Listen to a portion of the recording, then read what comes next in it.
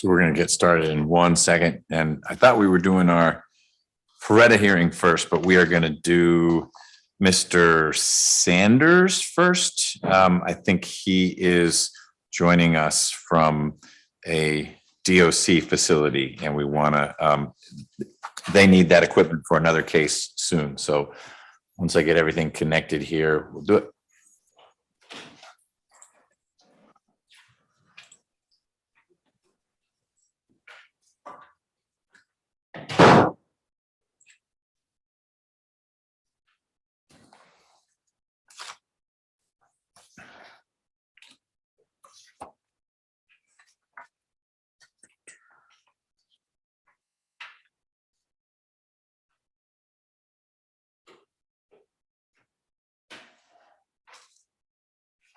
All right, Mr. Sanders, is that you on the GD and CP screen? Yes, sir. How you doing? Excellent. Excellent. Well, I'm glad to hear that. Do we have Mr. Hoover?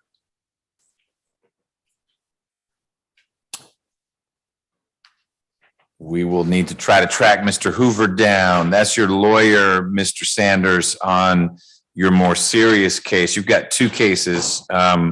One, I don't know that you've got a lawyer yet, but it's for theft by receiving, and that's not the one we would be focused on. We'd be focused on the one you have with Mr. Pittman, but we need to figure out where your lawyer is to see if we can have the conversation we were hoping to have. Okay.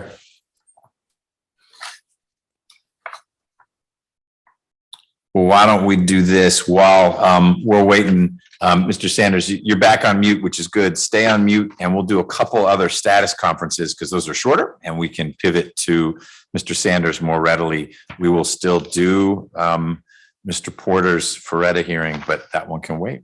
So Ms. Boyd would be next. She was not brought over on purpose. Mr. Johnson, how are you, sir? He was just on. He dropped off. I saw him on there. That was the whole point of today's calendar.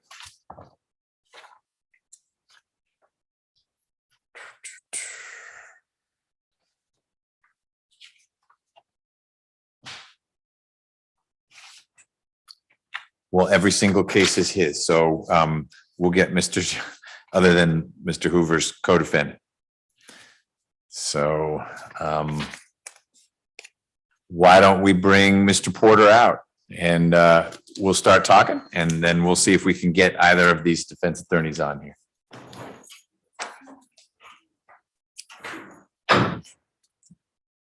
Mr. Shapiro, is this your case? It is, Judge, yes. All right.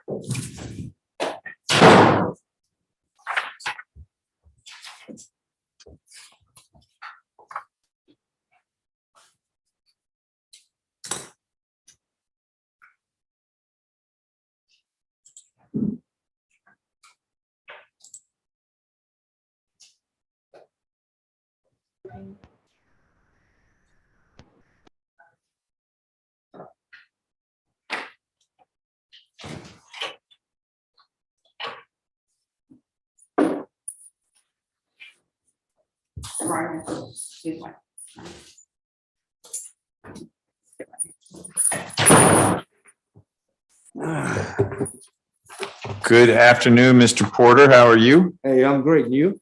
I'm doing all right. I'm going to ask you to slide over towards the microphone a little bit. And if it's all right with you, I'm going to have you take your mask off because you're going to be doing a lot of talking. Okay? Okay. All right.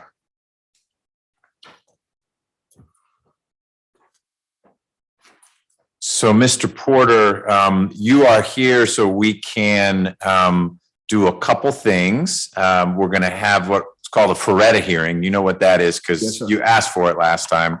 But I think you also haven't been arraigned yet. So we'll talk about that as well. You currently are represented by the Public Defender's Office, I believe. I think Ms. Sure. Never saw him. Well, okay.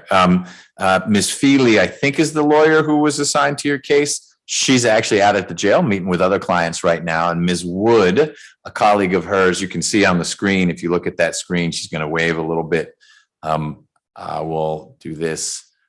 The screen isn't on. The screen's not on? Mm-mm. Oh. Maybe our IT expert, Deputy Gordon, can turn it on.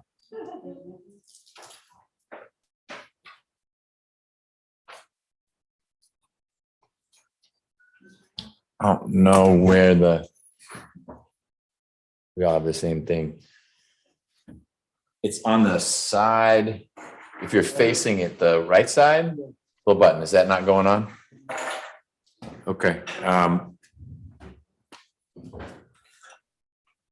Well, it's not critical because Mr. Porter wants to be representing himself here. Suffice it to say, Ms. Wood is listening in, and if she feels like she needs to say anything on behalf of the Public Defender's Office, she will chime in, okay? Okay. So let's start with the Ferretta hearing. I want to make sure you understand what you are charged with. What's your understanding of what you're charged with? When I first got arrested on December the 4th, I was told by the officer when I was standing outside on Cleveland Avenue, I asked him what I was charged with because I didn't even know I had a warrant on me. He told me that I was charged with reckless conduct. And then when I got to the jail, I had two charges. It was reckless conduct and child molestation. You're getting warmer now because I don't see reckless conduct in Yeah. Here. That may have been part of the original situation. You've been indicted for enticing a child for indecent purposes, Mm-hmm. child molestation, sexual battery, and cruelty to children. Those are the four charges in your indictment. Let me ask you some background questions, and then we'll talk a little bit more about the charges, okay? Okay. So the case, so we get all this on the record, is 22 SC 182626. It's State versus Stanley Porter. Mr. Porter is charged with enticing a child, child molestation, sexual battery, and cruelty to children. How old are you, Mr. Porter? I'm 61, How far did you go in school? 2 years of college. Where'd you go to college? I went to college in Alabama. It was a state college in Alabama, technology, Okay. and in Deesville, Alabama. And I went to Columbia School of Broadcasting here in Atlanta. Got it. Are you able to read and write English? Yes. Do you have any difficulties understanding written or spoken English? No, sir. Have you worked before? Yes. What kind of work did you do? I did all types of jobs. I've been working all my life. I started working when I was like 14 years old. Well, let's keep it focused then. What's the last job you held? The last job that I had, I was working for myself. I had a nonprofit organization. And what did that nonprofit organization? Nonprofit helped women, homeless women who were on drugs, get clean, get off the streets, get them back in the workforce. So did you provide counseling or shelter or what kind of It services? was just getting up and started. Okay. What does that mean? Got arrested. I had just started. Oh, you were just getting the business up and up and started. started. What was the job you had before that? I was working for myself doing lawn care service. Lawn care. Yes. How did you transition from lawn care to helping homeless women on drugs? I had been contemplating doing that the nonprofit for a long time, and the opportunity was right at the time, so I just went ahead and did it at that particular time. Okay. Have you formally studied the law before? Gone to law school, paralegal school, anything like that? I've studied on my own for about 16 years. Okay. Self-study. You're not going to classes. No. Got it. Have you ever watched a criminal trial before? I don't mean on TV you watched Law and Order, but Yes. how would you have watched a criminal trial? In Fulton County, right here in the same courthouse. Okay. And you watched it because you were a spectator or it was your trial? Not my trial. Okay. Did you watch the whole trial from start to finish? And why'd you do that? Why did I do it? I just wanted to know. Okay. What were the charges? I can't even remember. It's been so long ago. What does that mean? How long ago was it? It's been about 15 years. Okay. Have you ever represented yourself in a civil or criminal case? No, I represented myself in the federal court downtown, 11th Circuit. I filed a habeas corpus when I was in prison. Not in connection with this case, some other charges? No, it was other charges. Okay. And I represented myself in the habeas corpus down in, I think it was, I can't even think of the name of the little country town that I was in. Okay. And when you say you represented yourself, that means that you wrote some pleadings. Did you also appear in court and make argument on your behalf? Yes, I did. Okay. And you did that in front of the 11th Circuit as well? Yes. You appeared in front of the 11th Circuit, or you Yes, sir. filed paperwork? I filed paperwork with them numerous of times. And when I got out, my case was still pending. I had a lawsuit on the prison that I was at, and I had won that case. And I don't know what they did with that, but when I went down there, they couldn't find a record of it. Okay.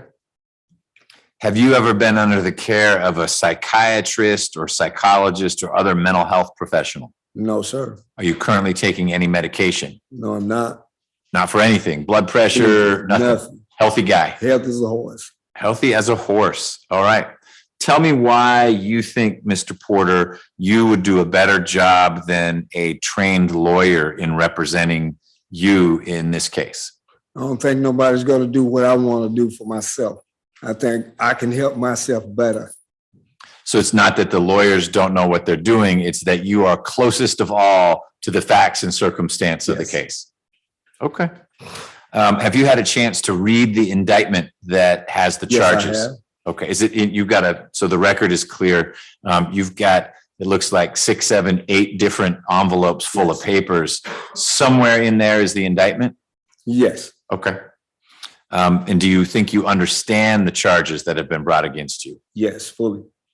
Tell me in your own words, I know you did this before, but it wasn't in the midst of this formal conversation we're having, what you understand the charges are, what they mean you're being charged with. Child molestation is touching in any kind of form. And there are separate charges inside of that. If you touch here, here, here, you can still be charged with all types of touching for the child molestation, enticing the child for indecent purposes. If I steal away, if I call someone, if I try to get someone and coax them into the house or do anything like that, into my car or whatever, you feel me? And what were the other 2 charges? Sexual battery, which is sort of just a permutation of child molestation. You've effectively talked about that. And then the last one was cruelty to children. Yeah. Cruelty, like physical or mental pain. So. Yep. You have summarized what the allegations are. Of course, they're only allegations, and you have the presumption of innocence in your favor. Do you understand what the penalties are if you were found guilty at trial? Do you understand what we sometimes say your exposure is, what the maximum ranges are? Yes. Can you tell me, or do you want Mr. Shapiro to get on the record what the maximums are? I mean, I'm so chained up, I can't even go through my paperwork. So, I have all of the minimum and maximum on all of them in my paperwork. So. Okay, well, let's get them on the record now, just in case they don't jibe with what you've read about. You can say, oh, wait a minute, I didn't know I could go to prison. I don't want to be my own lawyer. Yeah, so, Mr. Shapiro, if you could let us know the ranges for the 4 charges. Yes, Judge. For enticing a child for indecent purposes under 16-6-5, the possible range is 10 to 30 years imprisonment. For child molestation under 16-6-4, it is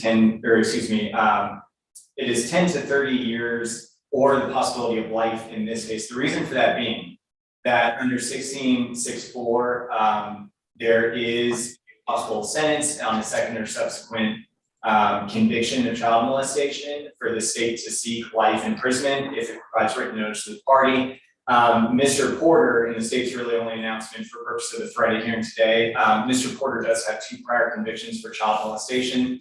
So the state is filing its written notice of intent to seek life imprisonment if he's convicted of the child molestation offense in this indictment. For the remaining charges for sexual battery under 16-6-22.1, the potential sentencing range is 1 to 5 years in prison. And then for cruelty to children in the 2nd degree under 16-5-70, the possible sentencing range is 5 to 20 years in prison. So all said and done, Your Honor, the maximum possible penalty that Mr. Porter faces if he represents himself in a trial, or well, it's not if he represents himself. It's really what he faces if he's found guilty, whether he has 100 amazing lawyers or he has himself as a lawyer. Yes, Judge. The maximum potential sentencing for these offenses would be life plus 30 years in prison. And why is that? Because of merger? Because I get life plus 55 if I do the math. 30 for count 1, 5 for count 3, and 20 for count 4. So assuming nothing merges, wouldn't it be life plus 55? That's correct, Judge. Okay. Lawyer, not mathematician. Yes. Okay, me too. So I will tell you, Mr. Porter, I learned something new today. I did not realize that there's what we call a recidivist provision within the child molestation statute, such that I would be authorized. Is it a mandatory life sentence, or I would be authorized? I'm looking here. Hold on.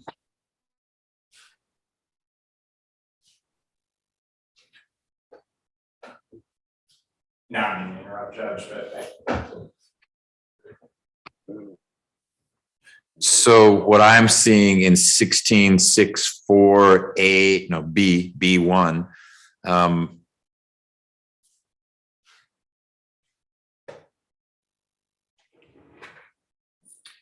is that if upon a second or subsequent, this would be actually a third, but a subsequent, the range is 10 to 30 or life. And then he, Mr. Porter, would be subject to 1710 6.2 and 1710 7. that's correct, Judge. So you'd be recidivizing him, and it would be life without parole. Yes, Judge. Okay. And so it's not a mandatory maximum life imprisonment. Got it. The court obviously does have the discretion. What the subsection states is the state can seek life imprisonment, but in order to do so, we have to provide notice to the accused. Got it. Okay. So, Mr. Porter, I want to make sure you understand that if you were found guilty at trial, you could be sentenced to up to life plus 55. There's no mandatory life. That's not how it works. It could become a sentencing option for me if you were found guilty, if the state provided that notice, and they've made very clear they are providing that notice. So I just want to make sure you understand here on the record that if things went very, very poorly for you, you could get a life sentence. Yes, Understood. Okay. Are you a U.S. citizen? sir. Were you born in the United States? Yes, I was. Where were you born? I was born in Talladega County in Alabama. All right. Do you understand that if I authorize your request, which you have a right to make, to represent yourself, and we get partway through trial and you have second thoughts, I don't declare a mistrial and say, oh, we've made a big mistake. Mr. Porter doesn't want to represent himself anymore. Once this trial is underway, the jury is sitting in the jury box, we're locked in, you are your lawyer. You understand that? Perfectly. Okay. Do you understand that self-representation, that's what you're trying to do, is in most instances, from a judge's perspective, a bad idea? Yes? I understand. Okay. You understand that while I will treat you with the same respect and courtesy that I would treat your lawyer or the prosecutor, you won't get any special treatment. I won't say, that was a tough question. I'm going to give you extra 5 minutes to think about it. I'm not going to give you a book that has all the rules of evidence or anything like that. You will be expected to handle your case as if you were a seasoned trial attorney. You understand that? Yes, sir, I do. All right. You understand that you will be obliged to follow the same rules of evidence that the state must follow in terms of admitting exhibits and the scope of the examination of a witness, things like that. It's very same set of rules. There's not a special one because you would be pro se. Understand? Yes, sir. And if you don't know a particular rule and you're stymied and you judge, just help me out here a little bit. Let me know which rule I should be using. It is not my role. In fact, it would be inappropriate for me to say, well, let me help you out. In the same way, it'd be inappropriate for me to say to Mr. Shapiro, let me help you out with that. You will be flying solo. Yes, sir. All right. Do you understand that if you represent yourself, you will be assuming full responsibility for your defense? You don't get a lifeline where you could say, let me call that lawyer on the phone. You are solely and entirely responsible for your defense. Yes, sir. Do you understand that because you are not a trained, experienced trial attorney, you may miss possible defenses in your case because of your lack of knowledge of the law. And I'm not saying you know nothing about the law, but you know a different amount than a defense attorney who's had 10 felony trials. You understand that? Understood. Okay. Do you understand that every time you fail to make a timely, valid objection, you'll be waiving that objection? Evidence that's harmful to you may come in, and your ability to challenge that evidence on appeal will be extremely limited. Yes. Okay. Do you understand that I will not be making objections on your behalf? If Mr. Shapiro is doing some crazy stuff, I may be thinking, where's the objection? But I don't hold up a sign for you to read from. Understood. Okay. Do you understand that if you're representing yourself, the only way that your testimony, things you say, get before the jurors is if you choose to take the witness stand? Understood. Your opening statement that you'll be free to give to the jury will not be evidence. So you may say all sorts of stuff in your opening that's proof of nothing. Yes. Same with closing arguments. You'll have an absolute right to give a closing argument. That's not your testimony. That's your argument to the jury. And I'll be telling the jury that they should not accept that as proof of anything, in the same way that nothing Mr. Shapiro ever says, it's not a witness, would be evidence in the case. Understand? Yes, sir. All right. Do you understand that even though it sounds like you know some criminal law, you're going to lose the benefit of the independent perspective of a criminal defense attorney who has your interests in mind, but who isn't tied up in the facts and circumstances in the same way that you are? Understood. Okay. Do you understand that the prosecution, the state, won't be required to send in a rookie lawyer who's never done anything before? They can send in a seasoned veteran and say, I'm a stick-it-to Porter, legally and consistent with the rules of evidence, but they don't have to send in someone who would struggle alongside you. Understood? Understood. You understand that the prosecutor will not be treating you any differently than he, can be a he, would treat the lawyer in your place, isn't going to go easy on you or help you work through a challenge you may run into. Understood. Do you understand that if you are found guilty, one argument you will not be able to make to the Court of Appeals is, well, wait, I represented myself. Of course it didn't go well. You waive any argument about the quality of your representation. Understood. Do you understand that you're not going to be given any extra time to prepare for trial? We're a ways away from trial, but I'm not going to be granting continuances because you're saying, I can't, it's hard to get to the library. I can't subpoena a witness. When it's time for trial, Mr. Porter's going to need to say, I'm ready to go. Understand? Yes, sir. All right. Do you understand that your ability to investigate your case and conduct legal research and otherwise prepare your defense may well be limited because you're choosing to represent yourself and you're in custody? Understood. Do you understand that if you had a lawyer, your lawyer obviously would not be in custody and he or she could investigate and do legal research on your behalf, but won't be doing so if you represent yourself? Understood. All right. You understand that you have the absolute right to have a lawyer represent you. If you cannot afford one, a lawyer will be appointed to handle your case for you. Understood perfectly.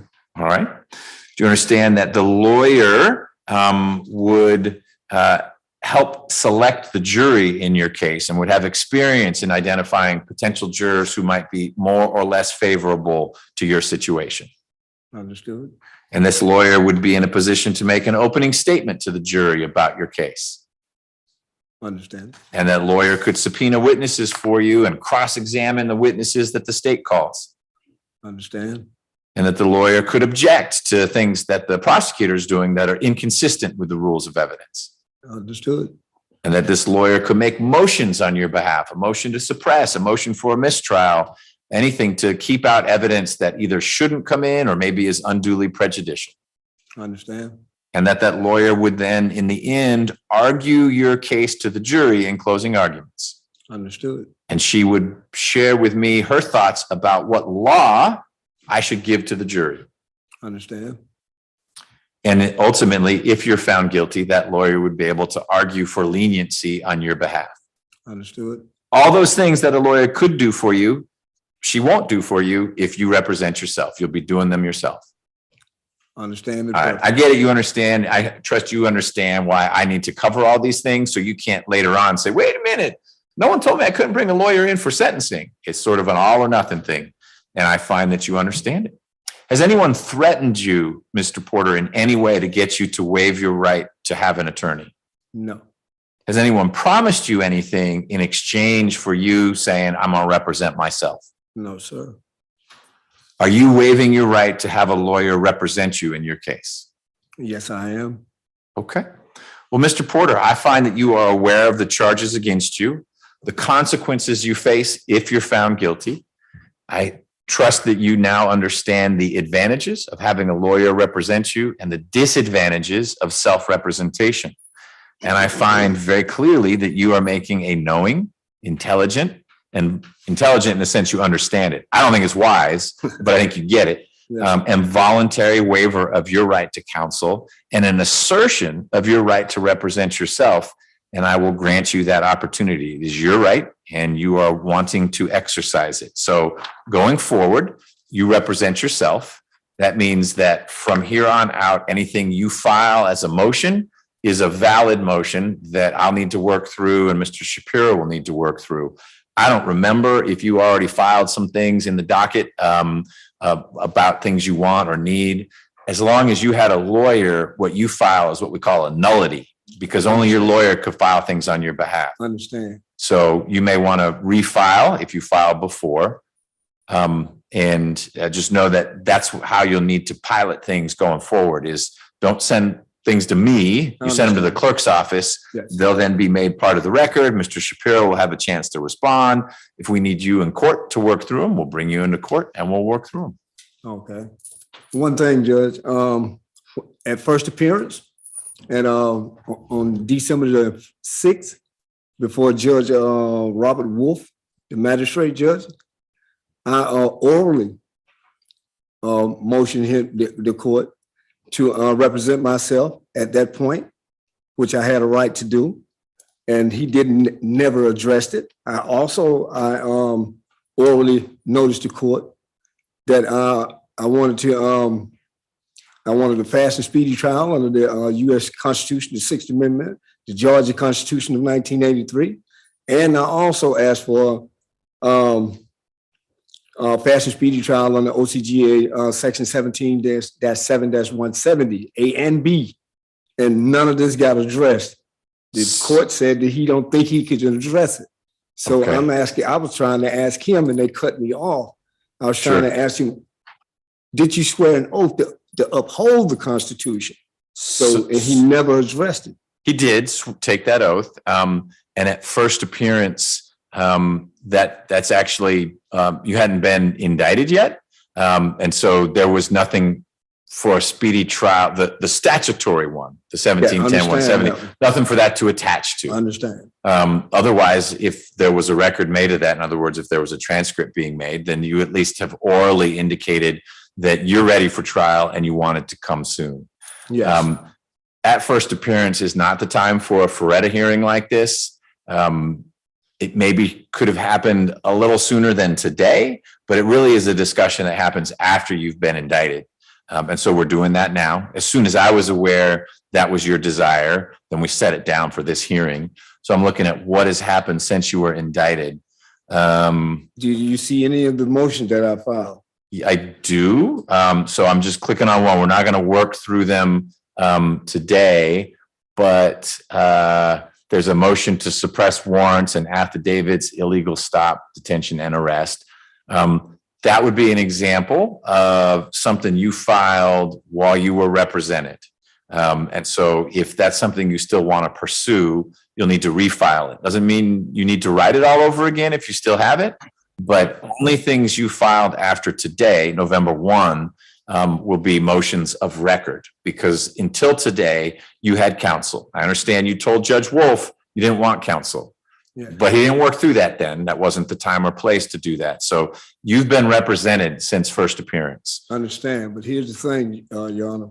There's case law, federal case law, U.S. precedent that says that the first instant that I walk in a courtroom, you remember, the first instant, all I have to do is notify a judge It didn't say magistrate, state court judge. It didn't say superior court judge, Supreme Court judge. It just said notify a judge about my right.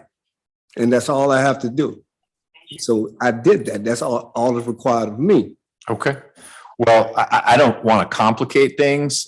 It's not going to give me heartburn if we consider motions that you filed after indictment, because those are the only ones properly before me. But while you were still represented, we can assume those are things you still want to pursue. Yes, I'm not interested in creating an administrative burden for either side. And so if you tell me, look, I would refile all the things I filed before, then we can treat them as basically motions that we need to work through. So I can look at the docket and figure out what you filed, and we'll sort out what we're going to do with that. If there are things beyond that you want to file, certainly do it the way you did with these. It looks like there is the motion to suppress. I think you filed a motion for discovery. And then there's a demand for speedy trial. So I'll have to look at that, how that's structured. The speedy trial clock is suspended right now as a carryover from the pandemic. So it's not like any clock is ticking, but it puts on Mr. Shapiro's radar that he needs to get moving on this one, because that clock will start up soon enough. And if that's a valid demand, and I'm not saying it is, I haven't read it yet, then we'll need to be making sure your case is moving forward. Okay? Understand. One more thing. I filed a motion as soon as I found out that I had an attorney, because I've never saw an attorney for a whole year. You know what I mean? I've been locked up a whole year. I've never had a visit from an attorney. And so it's been a little less than a year. It's been about 11 months, but it's been a long time. Yeah. And your lawyer filed an entry of appearance on the date after I said that I didn't want an attorney. You said it orally, right? I'm not seeing anything that you filed. And I filed one in February to dismiss. Got it. I see it. Motion to dismiss counsel. Never That's when you hearing. had, look, I'm not indicted yet. You're sort of in that netherworld of not indicted, waiting to see what happens. Okay, I'm following you. Well, I need to cover one more thing with you. You have not been formally arraigned. So I can formally arraign you if you want to do that. But you also, much like you have waived your right to have a lawyer, you can also waive arraignment. Say, look, I know what I'm charged with. I'm entering a plea of not guilty, and we can move your case along. I'm happy to do it either way. But the only person I can ask that of is you now, because you represent yourself. Formal arraignment. Formal arraignment. All right. That means I read you the charges in your indictment, which I will do. And you will enter your plea, and we'll even get you to sign the indictment. So I'm going to print this indictment out.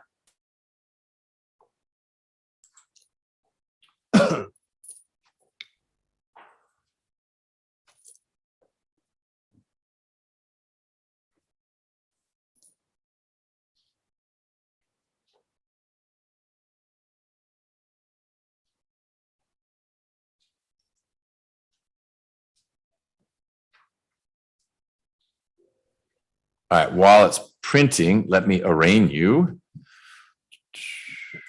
So, it's not gonna let me turn the page while it's trying to talk to the printer. Mr. Porter, as I mentioned, you are charged with 4 counts in this indictment, 22 SC 182626. Count 1 charges you with enticing a child for indecent purposes.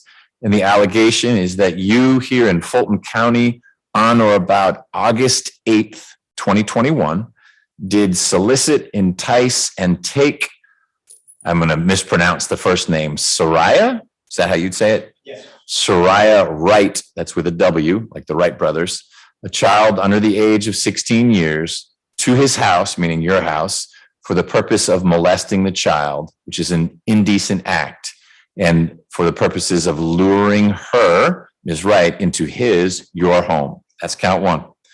Count 2, child molestation, alleges that in Fulton County on that same day, August 8, 2021, you did unlawfully commit an immoral and indecent act to, with, and in the presence of Ms. Wright, a child under the age of 16, by touching her chest and rubbing your hands on her leg with the intent to arouse and satisfy your sexual desires.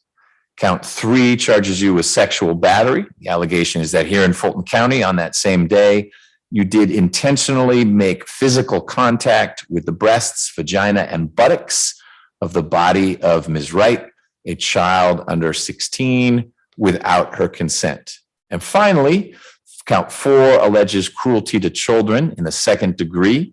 And the specific allegation is that you, Mr. Porter, in Fulton County, on or about August 8th of last year, with criminal negligence, caused Ms. Wright, a child under 18, cruel or excessive mental pain by paying her $20 and ordering her not to tell her mother. Those are the 4 counts of the indictment. As I mentioned before, actually, as Mr. Shapiro mentioned, the penalty for count 1, enticing a child, is 10 to 30 years.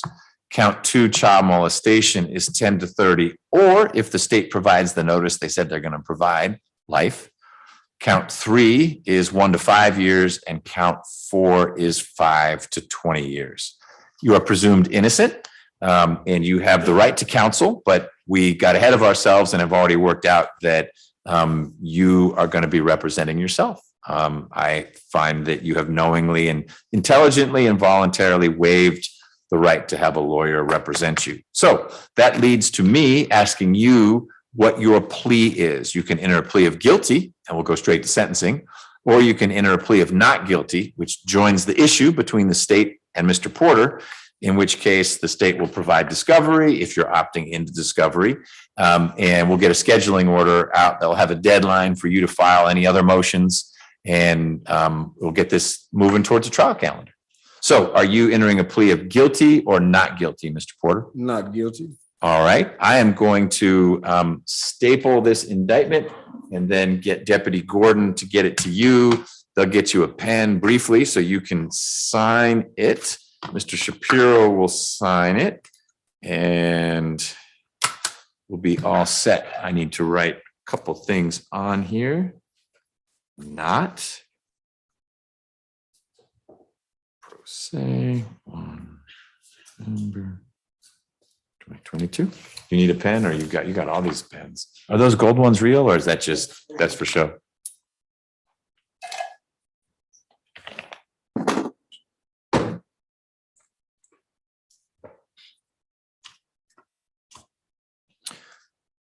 Mr. Shapiro, while Mr. Porter is signing, is there anything you want to get on the record concerning his case? Nothing from the state judge. Okay. Ms. Wood, I guess I'll do an order, and will that get your office off the case if I do an order indicating that I'm granting Mr. Porter's request to represent himself? Judge, I believe so. I'm happy to file the motion to withdraw just to be safe, if you would prefer. Let's do both. The clerk will catch one of those two. Thank you, Judge. You bet. All right, Mr. Porter, anything else you want us to cover at this time? No, sir, not at this time. All right, you will get, how is he going to get things? I guess when we e-file it, we'll also send to Fulton County Jail, because Mr. Porter will need to get the scheduling order, for example. We'll figure it out, but we'll make anything that gets filed, we'll make sure gets sent to you out at the jail. And when we would see you next would either be to talk about motions or what we call the status conference, which is that last time before you go to trial, where if you're working your case out, you'd be able to withdraw your plea if you didn't like the sentence I gave you. After that final status conference, you can still enter a plea, but then you're bound by whatever sentence I impose. Just like after a trial, you're bound by whatever sentence I impose, if you're found guilty. Okay? Yes, sir. All right. Thank you both.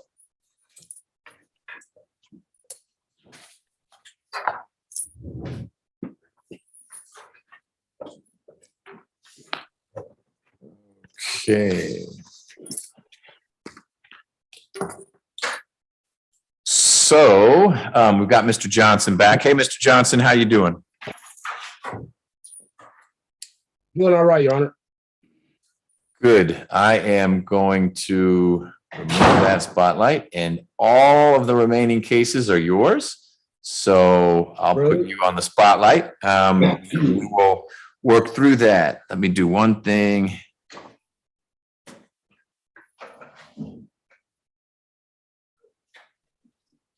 All right.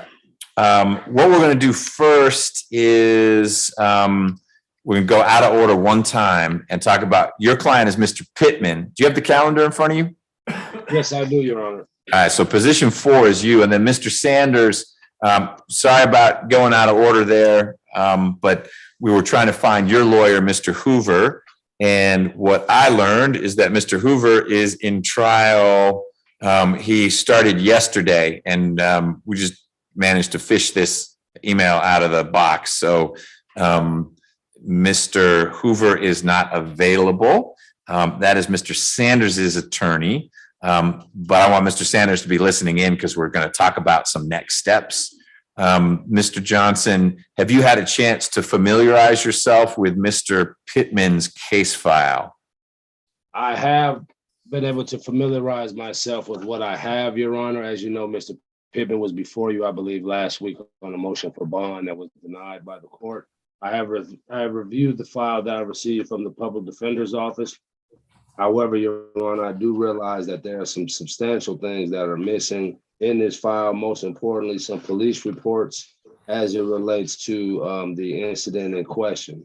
So I would definitely need to speak to the prosecutor, Mr. Howes, on this matter to get with him to make sure that the discovery is complete.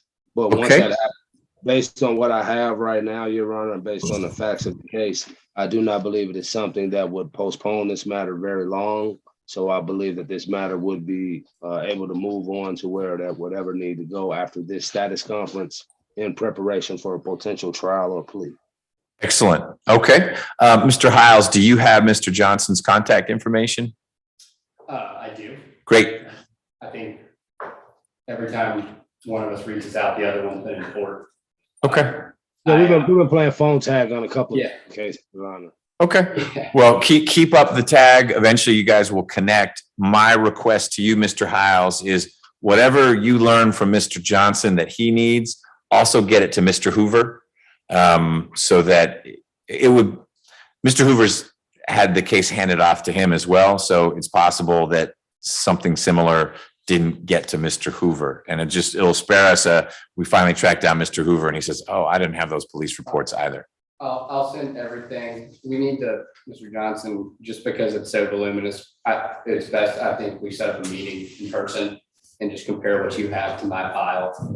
And well, then, if he, I'm sorry, go ahead. And then also, there was a new program called XRY, which you can run the Instagram dumps through, and it changes the interface to a much more user-friendly interface. Last week, I was able to take all the Instagram dumps that have been served and run those through the XRY program. And so I got that back last Friday. And so I need to, we don't give out the thumb drives anymore. So I'm gonna have to get with you and get a thumb drive. But I don't think it's something that would transfer over Dropbox, but it makes it makes reviewing the Instagram so much easier. Yeah. Okay. It's a game changer for everybody. Well, if you would maybe, you may choose to meet with the defense attorney separately. I don't know how the case is shaking out. And plus it may be impossible to get both Mr. Johnson and Mr. Hoover at the same time, but whatever you're getting to Mr. Johnson, let's repeat the process with Mr. Hoover. Absolutely. Okay. All right. But I'm hearing Mr. Johnson say, understandably, he needs this stuff, but that's not a reason to put the brakes on and not move this forward, so that whatever the resolution is going to be, we can head in that direction. Yes, sir. I agree. Okay. Mr. Sanders, I'm going to make sure that your lawyer, Mr. Hoover, gets the materials that are also going to your co-defendant's lawyer. Do you have any questions about anything we talked about? We didn't talk about the substance of your case, and we shouldn't because your lawyer's not here. But I want to make sure if you had a question, you've been waiting patiently, I could try to answer it. So we're just gonna reschedule this hearing? Well, we're not going to do this again because really this was just a chance for the lawyers to say, I'm missing something. And I'm going to assume that if Mr. Pittman's lawyer is missing something, I'm going to assume your lawyer doesn't have it either. So I've asked the prosecutor to get it to your lawyer as well. Second thing, the prosecutor mentioned he's got this new way to look at Instagram. and he's going to share that output with your lawyer as well. And so ultimately, Mr. Hoover, that's your lawyer, he's going to need to connect with you. You're at Georgia Diagnostic? Yes, sir. Okay. Any idea how long you're supposed to be there? I don't know how long I'm gonna be at this diagnostic, but I got the case I'm down here for. I got 12 months left. Okay, so not a ton of time. I mean, it's still a while, but we'll make sure Mr. Hoover tracks you down. But your point is you could bounce to another DOC facility anytime. Yes, sir. Okay, all right. Well, Mr. Hoover knows how to find folks. He has cases all over the state. But we'll coordinate with him to make sure he gets the materials from the prosecutor and that he meets with you, okay? Yes, sir. All right, you're free to go. Thank you. Okay, thank you. All right, and thank you folks at Georgia Diagnostic. I hope we didn't take your equipment for too long. No, sir. Thank you.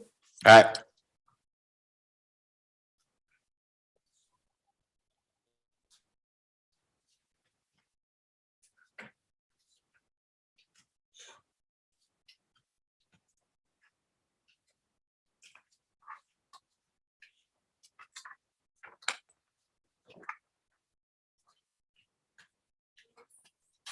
All right, if we go back to the calendar in order, the first one to discuss, it's another Johnson Hiles production. Ms. Boyd. So Mr. Johnson, I will talk with you and Ms. Nelson offline. I want to figure out a way to best manage your schedule because you are in so many different courtrooms. But I'm thinking about specially setting a couple of these cases so that we can protect you from being hailed into other courtrooms. And this is one of them because of its age. Ms. Boyd has been in jail close to forever. And it's not your fault, but you may be the fix to that because you have stuck around longer. And so this may be one that I try to prioritize to get you into court, Ms. Boyd into court, and Mr. Hile, so we can actually try it. But why don't you start, Mr. Johnson, and let me know where you are in terms of familiarizing yourself with the case file. I'm pretty familiar with the case file in this matter, Your Honor. I believe I've actually gone out and spoke to Ms. Boyd once out at the South Fulton Annex Jail Center. So I don't believe there's much that I would need in way of the discovery, but again, would like to speak to the state and just compare files, you know, in this matter. Similar to Mr. Pittman, based on the nature of the charges and what I have thus far and have knowledge of the case, this is another one that I would not think that would have to be set back too far once the confirmation of the discovery is done. So this matter, I would have no problem with this matter being specially set as when the court will be convenient. Okay, fantastic. Mr. Hiles, anything on Ms. Boyd's case? Like I said, I'll get with Mr. Johnson at the same time. I'll get with him for Mr. Pittman and make sure that he has the complete files. It's enough. Okay. He should have some found time because he thought he was in trial this week and it's actually next week. So maybe you'll better connect with him this week. Yeah, that's my plan here. Excellent. All right. Position 3 in the Eric Johnson show is Ruben Salmoron Abarca. Now he's got a co-defendant. Who is Felix Salmoron represented by that firm? Yes. It is Mr. Mann. Yeah. Yeah. Okay. So what's your first of all, who has this for the state? It's Michael, Judge. Okay. Mr. Shapiro. All right. Mr. Johnson, what's your announcement on this case? Unfortunately, Your Honor, I have nothing on this case. Meaning you don't even have a case file. I don't even have a case file from the PD's office on this case. I filed my entry of appearance on. I was given a list of cases from the public defender's office that were mine, but that does not correspond to the files. Does not correspond one-to-one to the files that I've received. I've received some files that weren't on the list, and some cases that were on the list I have nothing for. So Okay. So I'm not sure what has been filed in this particular case thus far. So it may be a situation where I have to file my notice for discovery in this case to just basically start this case from the beginning because I have nothing on this matter thus far. Sure. Well, I think that's just the cleanest way to do it is to, if you could just get discovery to Mr. Johnson. Yes, Judge, and I just wanted to let Mr. Johnson. We Yes, sent sir. an Yeah. we sent an evidence.com link yesterday. That should have the complete discovery for that case along with our motions that are pending. Hold on 1 second. And would it be from Mr. Shapiro or who would he be looking? It would be from my email address. Okay. From who?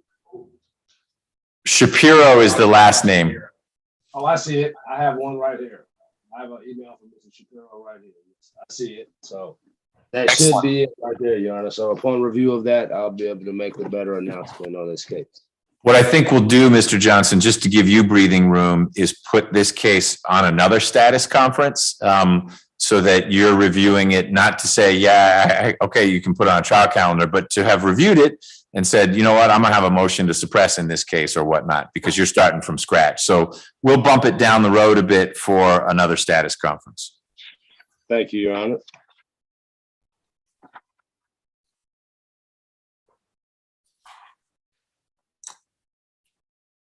And my notes suggest that if you're going to speak with Mr. Salmaran, you may need to have an interpreter with you if you are not yourself fluent in Spanish. Gotcha. That gets us to position 7, Daryl Lowe. Is anyone here from the DA's office in a position to talk about Mr. Lowe? How you want to resolve it? Good morning, Your Honor. This is ADO Com, and apparently it is now my case. Well, welcome to the Daryl Lowe Show. This was one where we worked very hard for a number of months to get it ready. This is the oldest case on my docket. Mr. Lowe has been in jail for 12 years now, and was recently restored to competency. And on the eve of trial, the public defender announced, oh, we have a conflict and can't represent Mr. Lowe. Took 12 years to figure that out. And so it went to Mr. Cladis, who received 19 banker's boxes full of materials and promptly joined the DA's office. So it's now Mr. Johnson's case. Mr. Johnson, you're going to need a minute to learn about this case. Ms. Ocom is going to need a minute to learn about the case. The public defender's office at one point was pretty serious about trying to work it out. It is not a case about responsibility. Mr. Lowe admits he stabbed to death his roommate. It was as in who did what. The trial was basically going to be, the defense was he was not sane at the time. And so that's the kind of case we're dealing with. And so it may well be that there's another way to work through this. I'll start with you, Ms. Ocom, because this is your one case. It seems fairer to start with you. How much time do you need to wrap your arms around the case and have a meaningful discussion with Mr. Johnson about what maybe could or should happen? Next week I'm completely unavailable because I start a trial. I'm not thinking about weeks. So, okay. I mean, is January, if we put this on an inquiry calendar and we don't produce Mr. Lowe, he's at Georgia Regional. It's a stable situation for him. We were going to actually transport him each day from Georgia Regional to the courthouse and then back there because he's stable there when we were going to do the trial. Did I mention that on the eve of trial, the public defender announced they had a conflict after 12 years? I was aware, Judge. We knew this case was getting tried. I just like repeating that. What if we in January put this down for inquiry to see where you, Ms. Ocom, are with the state side and you, Mr. Johnson, are with the defense side? That is enough time for the state, Your Honor. That's fine, Your Honor. And since you have me on the spotlight, Your Honor, I can't see the state. Who is representing this case for the state? ADA Ocom. My hands up. How do you spell your last? Oh, I can see you now. Okay, Ocom. How you doing, ma'am? Good. Gotcha. All right. How exactly did this land in your lap, Ms. Ocom? Miss Love has been designated on the YSL case. So I took. I don't know. Neither one of you came out ahead on that one. Okay. Yikes. All right. I look forward to chatting with you all in January about what we're going to do with Mr. Lowe. Okay? Okay, Mr. Johnson, I'm gonna put my information in the chat. I will send it to you. Okay, thank you. Okay, Good seeing you, Ms. Ocom. thank you. Mr. Hiles, you're done. I'm done, man. Please do. You and Ms. Ocom may both go. Thank you. All right. All right, Mr. Johnson. Mr. Holt is next. Am I remembering correctly, Ms. Charles? Not that this is still yours, but Mr. Holt actually had a trial, was found guilty, but then it got reversed, and that's why it's this old. That's correct, Your Honor. Okay, got it. And he somehow got locked up again. Yes, because we had a failure to appear, and we had two hearings, one where he gave the different reasons why there's a failure to appear, and the last was an eviction letter. Yeah, And my apologies. you're right. You handled those very well. Okay, so Mr. Holt was already tried once. There's a big old transcript showing you what worked and didn't in that one. And we just need to figure out, at one point I thought it was maybe going to work out, but I don't remember if that was Ms. Hall or you where it was on the verge of working out. When he was represented by Overton Cleary, we had offered a plea offer, non-trial resolution, and he came back and said he was not interested in any custodial. Okay. So it's put back on for trial. Okay. Well, his perspective may have changed given where he's been for a little while. So Mr. Johnson, tell me your thoughts about what we should do next in Mr. Holt's case. So, Your Honor, is my understanding that this Mr. Holt was tried on these charges, was convicted, and then it was the conviction was overturned? Correct. Okay. And I think this is a situation where the victim is still alive, but it was ill or elderly, or there were reasons why working it out were okay for the victim as well. Okay.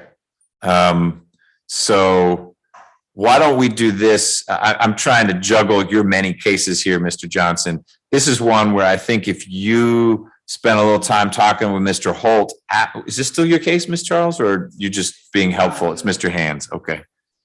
I think, Mr. Johnson, if you and the prosecutor talked a little bit about where the case almost was, so that you can learn that and then go talk with Mr. Holt, we can see what ought to happen next.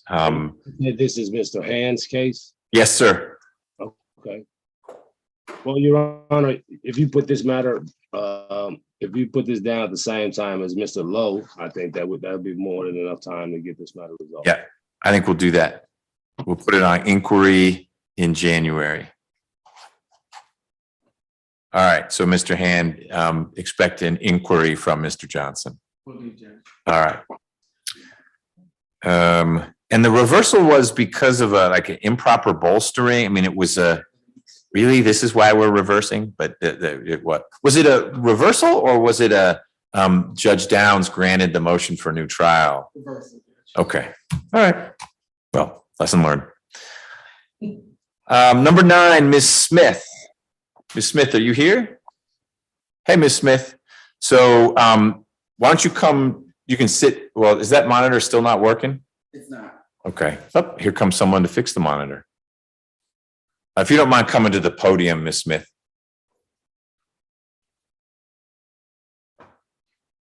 No, if you come right up here. All right. So we've got Ms. Smith at the podium. We've got Mr. Johnson on the screen. Mr. Johnson has taken over responsibility for your case. And this is the status conference for us to figure out how can we keep it moving forward. Mr. Johnson, what's going on with Ms. Smith's case? Well, Your Honor, this is a fairly new case, a 22 SC case. This is one of your newest. One of the cases that I mentioned, Your Honor, that I don't have anything for. So I think that this matter has just been started out. I don't have a file for Ms. Smith. So as I stated before, I filed my entry of appearance because I was told that I would be representing her, but nothing else was provided. I'll be filing my discovery motions on this matter based on the charges in this case. I don't think that this would be something that is too difficult to work out. The state's attorney is not listed on the calendar. I would inquire as to who that is, and I think that this matter It seems that the co-defendant's case has not been indicted in this matter, so I don't know if the state wants to keep these two matters together or proceed them separately, but however they wish to proceed, I believe I can get up to speed on this matter based on these charges very quickly. Okay. So the funky thing about this is that the co-defendant is actually the victim, alleged victim as well. I remember Ms. Smith, and she's been very patient. And she is, it has nothing to do with you, Mr. Johnson. I appreciate that you are now on this, but Ms. Smith had to cycle through a couple of conflict defenders. And I think at one point was relaying her frustration about, well, why am I the defendant and Mr. Carter is listed as the victim? But here we are. And I am anxious, as I'm sure she is, to figure out how to advance the case. Do you have Mr. Johnson's contact information, Ms. Smith? No, sir. Okay. Mr. Johnson, what's the best way for you and Ms. Smith to connect? Do you have your telephone with you, Ms. Smith? I'm sorry? Do you have your telephone with you? I can give you my number right now. Yes, I do. Okay. My number is 404. Okay. She's writing it on her hand. 951 2417. And you can give me a call as soon as you're released from court. Yeah, thank you. Just in case it rubs off her hand. All right, we've got it written down, and that's Mr. Johnson. Easy name to remember. Nice guy, too. Kind of nice guy. But he is sticking with your case. And so you and he should talk. You can get him up to speed on sort of the peculiarities of the situation. And let me see, just while we're here, if, Can I just? as long as you don't get into the facts of your case, open up. Don't say anything until we speak, Miss Smith. I didn't know what I was coming in for today. Okay. And I had been trying to reach out to the lawyer number who I had that originally started, but I was having some difficulties getting in contact with him. I had sent multiple text messages, sent multiple emails, and I hadn't just had a response. So I didn't know what were going on as far as today, because I remember last time it was just as far as the state bringing forth evidence. So yeah, so we had troubles reaching that attorney too, but we don't have those troubles with Mr. Johnson. He's very focused on the cases that he has assumed from that office. So he'll be your point of contact. Today was a chance, you may have noticed that you've been sitting here, all of these are Mr. Johnson's cases. So he's new, not as a criminal defense attorney, been doing that for years. He is new to this courtroom in this role. And so I've been asking him about each of these cases. And as he noticed, your case is one of the simpler ones. You're out on bond. Most of his clients we've been talking about are folks who are in jail. And so he needs to connect with you. You can let him know what it's all about. He needs to connect with Mr. Hand. And it is Mr. Hand, Mr. Johnson, who's got this case. Thank you, Your Honor. So I'm sorry. you go. Well, I would say, Mr. Johnson, you should have received an evidence.com link with the discovery for this matter. I wasn't sure what you had and what you didn't, but. And when would that have been sent? Today. All right. So in your inbox today from Mr. Hand is the link to all the discovery, which is great. So Mr. Johnson's going to read through that and he'll meet with you. You'll call him and you guys can arrange a time to connect. And then my understanding of this case is that it is safe for us to move it to a trial calendar, not because that means you have to have a trial, but it is one that is not particularly complicated. And Mr. Johnson pretty quickly is going to figure out what's going on, work with you and work with the prosecutor to see if there is a solution other than trial. And if the solution is trial, then he'll be ready to go on that. So that's how I'm gonna move it forward. And we'll tap the brakes if Mr. Johnson looks at the discovery and says, wait a minute, we got to do a motion to suppress, something like that. And we'll certainly do that. But otherwise, you have had to sort of circle around, who's my lawyer, who's helping me with this for long enough. We've got Mr. Johnson in place. Let's grab it and make something happen. Okay. Sounds good. All right. Mr. Johnson, that worked for you? Yes, Your Honor. Ms. Smith, you can give me a call in about 30 minutes after we complete the calendar. Will do. Great. Thank you very Mr. much. Hand, anything else in Ms. Smith's case? No, Your Honor. All right. Thank you, Ms. Smith. You are free to go. And free to take some candy. That was from my kids, just so you know. There's too much at home, so I brought some in here. Thank you. You're welcome. And last, Mr. Johnson, is Mr. Peck, who has 3 cases. Have you had a chance to meet Mr. Peck yet? No, I have not, Your Honor. And the file that I have for Mr. Peck contains discovery for one of the cases, not all 3. The only case which I have information on right now is the second rape case at position number 1220 SC 176841.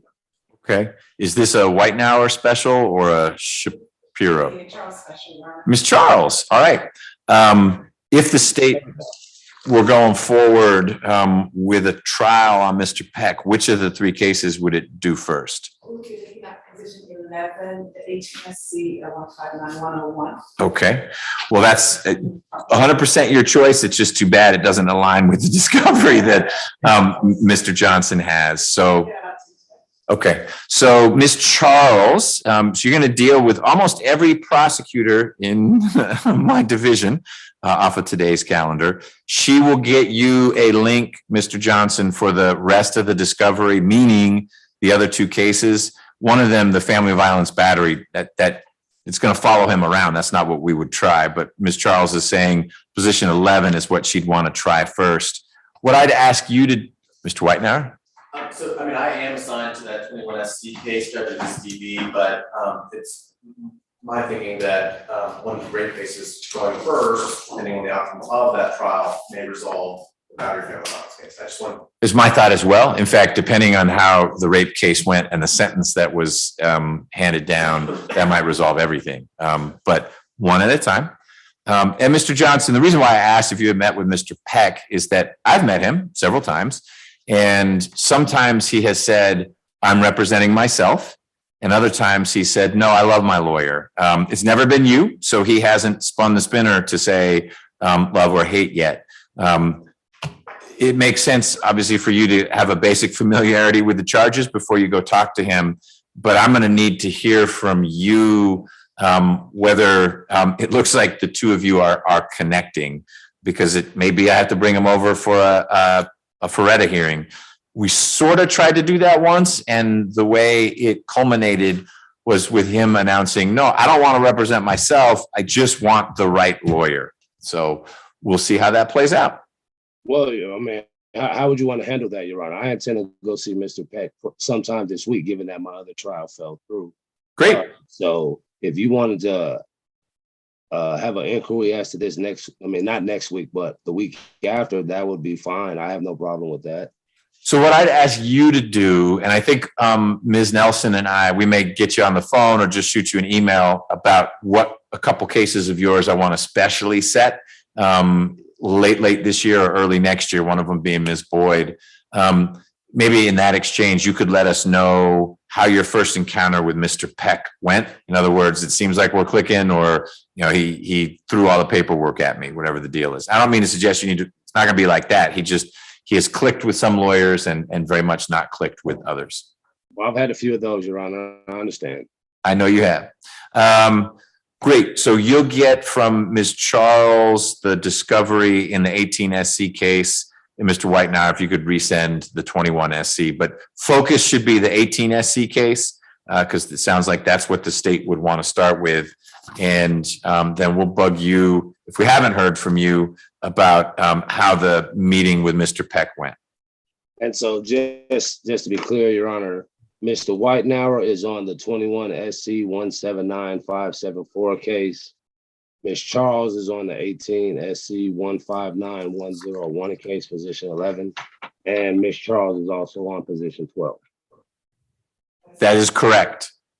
So your main focus will be Ms. Charles. I mean, you and Mr. Whitenauer can confer, but that tail will not wag the dog. Understood, Your Honor. Great. We couldn't find any other cases of yours to put on this calendar. You got anything else you want to talk about? Let's see. No, sir. All right, good. Glad to hear that. Ms. Charles, anything else on Mr. Peck's 2 cases that you had? No, you're right. There is an issue, but that's just a state issue as far as our victim, application of our victim, but Okay, we'll work around that. all right. Mr. Whitenauer, anything on your case with Mr. Peck? Okay. All right, Mr. Johnson, thank you so much. I know One you. thing, Your Honor, Yeah. I'm not sure if Miss Charles is on Zoom or not, but if she is, could she provide me her contact information in the chat? Yeah, she is. She's right here in court. In fact, you're going to be able to see her here. I'll do. You can see the side of her head there. Oh, now you can see all of it. Excellent. So she'll get you her contact information. She's a survivor. She was the line ADA in this courtroom and managed to get out. So she can let you know how bad it is. And now she's in one of these SVUs. All right. I think that covers everything until we get to Roderick Jones. Mr. Hand, did you have anything else? Ms. Wood, anything from the PD's office? No, Your Honor. Okay. And is Ms. Hankins, did we get confirmation that she's handling Mr. Jones's thing? Miss Feely reached out, so I believe it's confirmed, but if you need me to stick around, I'm happy to. Okay. No. We know how to find you. Thank you, Judge. Okay, great. Well, thank you, Ms. Jackson. No, please. And Ms. Tucson, I don't know if you should stay on, Ms. Tucson, because what's next is a probation revocation hearing. I'll leave that up to you. It's an evidentiary one. We're calling witnesses, but that's what remains. I don't see. Thank you, that Judge. calendar. Thanks, Ms. Jackson. Take care. Well, it's from drug court. It's an old drug court. It's actually, I think, 5 cases from drug court, all one guy. Oh, okay. I don't have that information. I don't think it was sent to you. I think it was sent just through the drug court channel. So Officer Evans may have received it. It's not critical. Like I said, Okay. It's not the kind of revocation where you'd be saying, hey, he failed to report. The allegation is he shot someone. So it's like a mini trial. Okay. All right. Okay. Thank you. All right. Well, unless you want to be involved in the Roderick Jones revocation hearing, you should sign off.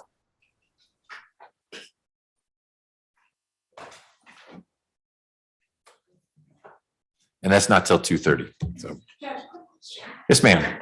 Are you going to work out that case for a plea on the 3rd in front of all those great Leadership Atlanta people who'd love to meet you? But you had to be somewhere else? A what? Yeah. Where? But wait, he's one of the courtrooms doing the Leadership Atlanta. It was the person asked for in person, asked for the video brought over. He's already in custody, and run Zoom. She's going to come over or something. Oh, you're doing a plea in front of him? Yes. You're doing a plea in front of him instead of me? No.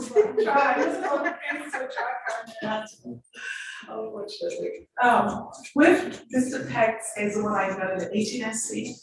How soon do you think it might pop up on another calendar? Because my victim is in custody. It would not be tried this year. I can tell you that. Mr. Johnson has plenty of other cases. Mr. Peck's been in jail for 1,000,000 years. I don't mean to suggest he is high on that list, but Ms. Boyd and DeAnthony Tolbert would be things we would do before Mr. Peck. But Mr. Peck is not many rungs below that, but that gets us into next year. Okay. So, Hey, Ms. so Hankins. Your Yes, Honor. sir. So, and I just overheard, so Mr. DeAnthony Tolbert is on your high list of cases as well, so I can just keep that in mind. Yeah, well, I'll tell you now, so we don't have to have the separate conversation. Boyd and Tolbert is what I would, for your prioritizations. And Tolbert, we're having a meeting tomorrow, and hopefully you can join. I think it's at 3, where we talk about the trial calendar that is rounding out the year. And we got a bonus week of that trial calendar because we've got a judge who's going to come in to help out. And the Tolbert and Williams, Tolbert has a co-defendant, Ramel Williams, was one that I was thinking we might try to specially set for that last week of the trial calendar. But that is contingent upon you saying, yeah, I can be ready for that. So Tolbert and Boyd are the two from the McBurney division that you should, in terms of trials. Now, hopefully, for example, that young lady who was standing up in front of the monitor, hopefully you can look at her case and get with Mr. Hand, and that one can work out. That doesn't strike me as a trial case. But for trials, Ms. Boyd and Mr. Tolbert. Okay, gotcha, Your Honor. All right. Gotcha.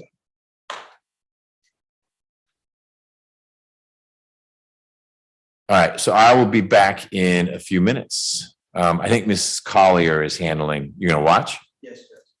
Excellent. I gotta figure out where we were on it. Is Ms. Charles still in the courtroom?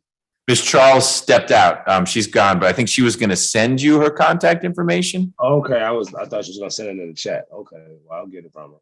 Okay, yeah, because I think she probably wrote down your number too. Everyone did. All right, thanks for your time, Mr. Johnson.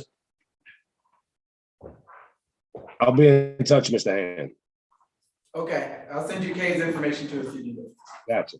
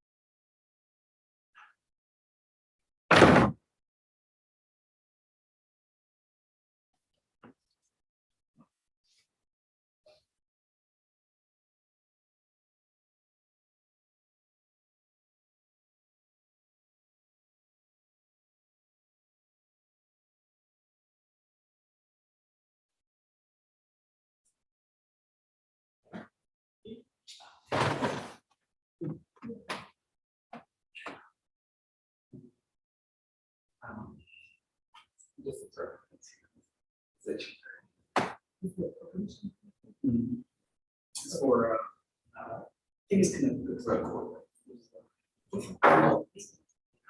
So, is it related to that?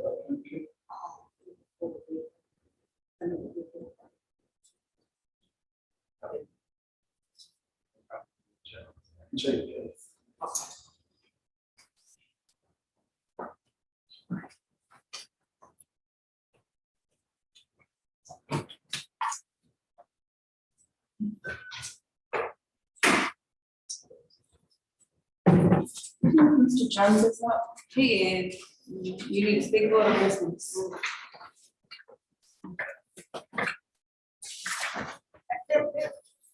Gordon.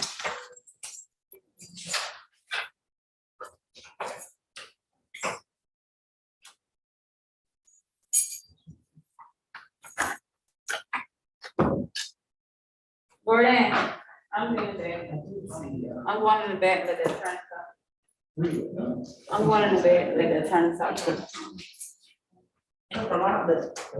Right, she wants to talk. Oh, okay. Oh, okay. Oh, I was just trying to. Okay, all right, thank you.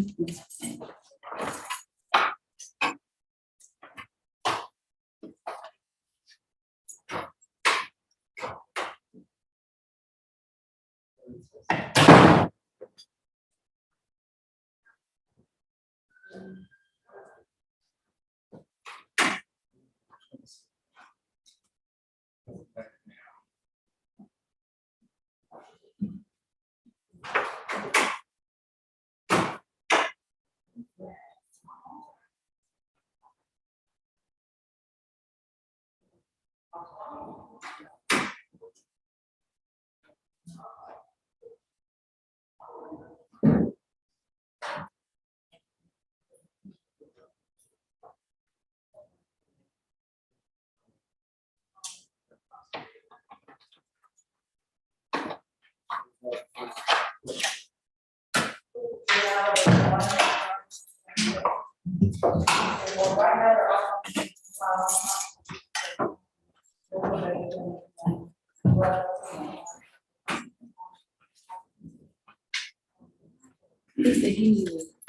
it came out for the reading and I'm gonna copy it and the beginning one side.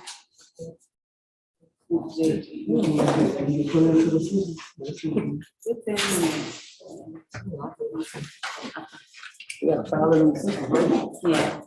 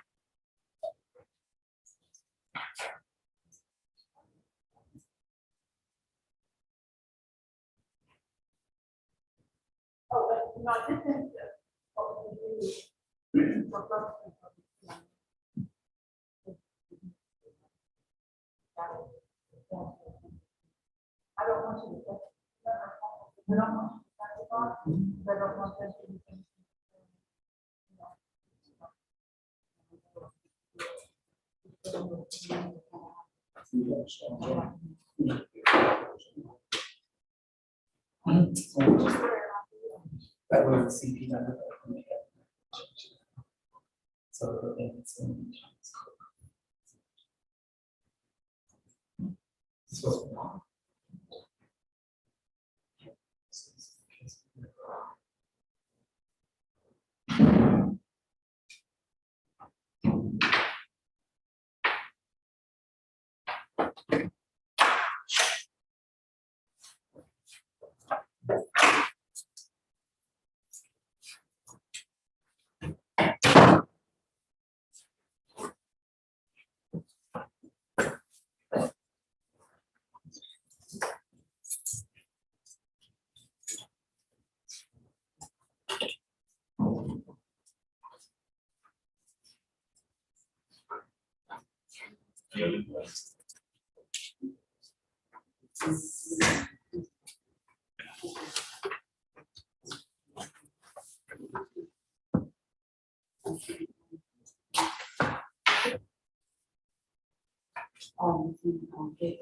But it's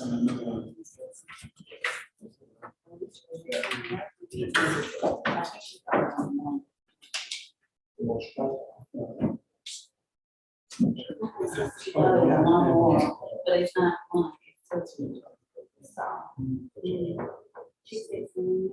No, I was just telling. She did.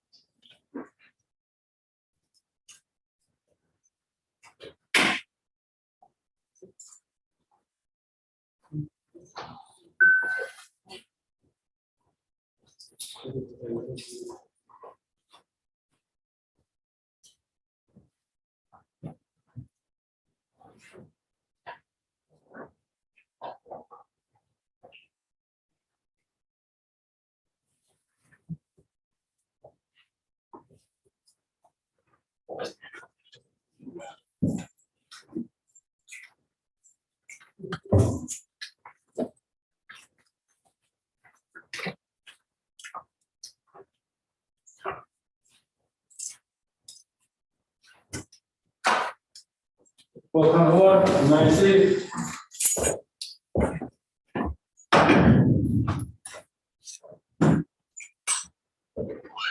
Do we know where Mrs. Collier is? Oh, well, she needs to be in the courtroom.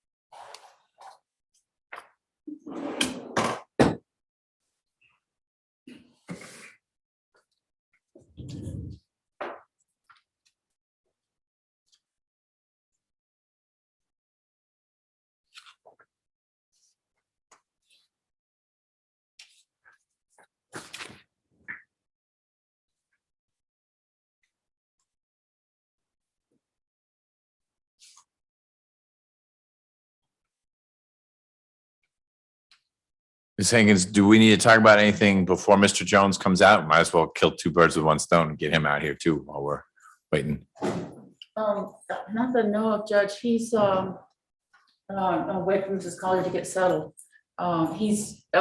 We are essentially proceeding with an admission of arrest today because he has pending charges.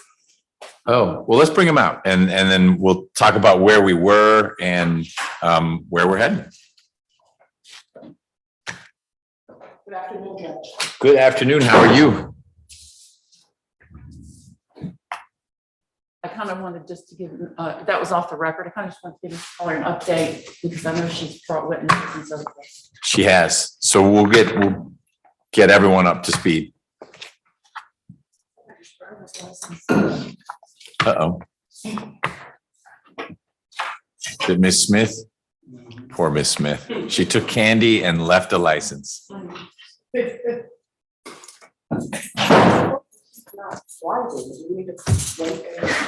She always comes with someone who seems like a parent or a grandparent, so maybe that person was driving. But probably safest to get it to Ms. Nelson when we're done, and then she can coordinate. She now has a lawyer, so that'll be good. All right, Ms. Rivers, you ready? Yes. We are going to get on the record in the matter of Roderick Jones. He has a bunch of cases. I'm just going to list one of them. It's 15 SC 132672.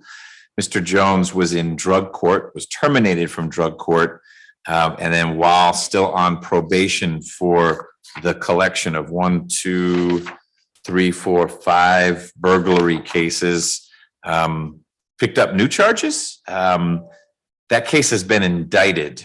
It was 22 CP 207682. That's the format it was in when we had our first hearing on the probation revocation warrants or petitions. That was in July of this year. That case is now 22 SC 184501. It's assigned to Judge Adams, relatively recent indictment of that complaint.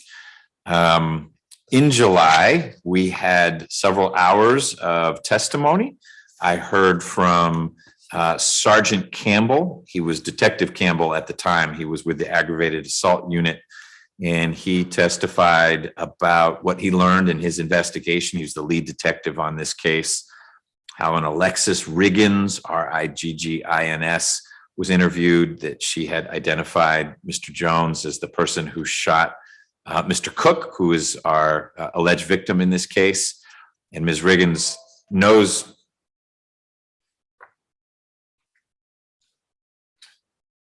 Make sure everything is muted. We're good.